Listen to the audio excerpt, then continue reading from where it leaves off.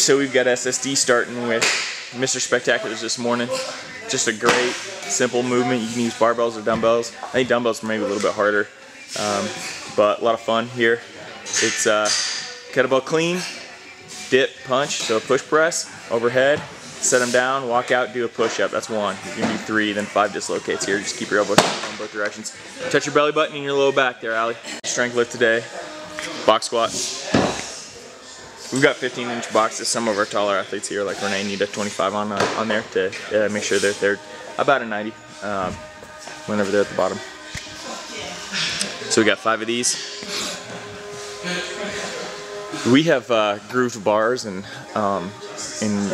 rough rings on our weights, but they still slide a little bit. So we always make our athletes use bar collars. It's happened to me before that I back up, the weight slides a little bit, and just tweak my back. So we're pretty adamant about using bar collars every rep, every single time, really, no matter what the weight.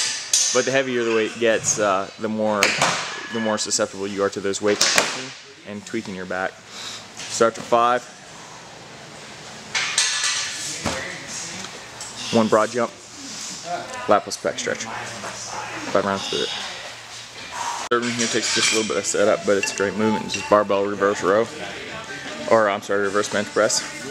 We set a bench up on 2 15-inch boxes, and we just use the plates elevated off the floor.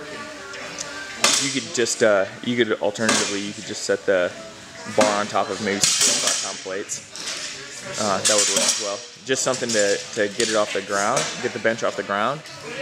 If you set the bench off of the ground, like on 45-pound plates, then you're gonna have enough room to straighten out your arms and roll it all the way up to the bottom.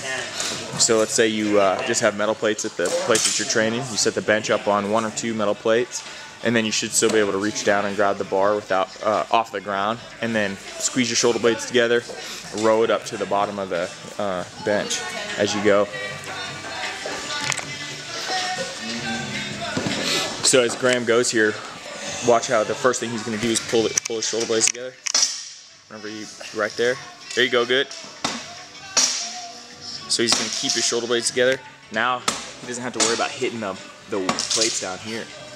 So that first little setup gets his shoulder blades involved, gets the muscles between his shoulder blades involved, and also sets him up so that whenever he's rowing, he's not rowing down onto those plates and unloading every time.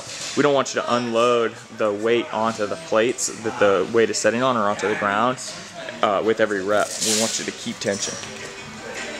So you'll do 5 rounds, 5 of these, 5 hand release push-ups. You see Allie right here doing them. Chest all the way to the ground, pick up your hands, 5 of these, and then we're doing pigeon stretch for mobility. Just 5 rounds.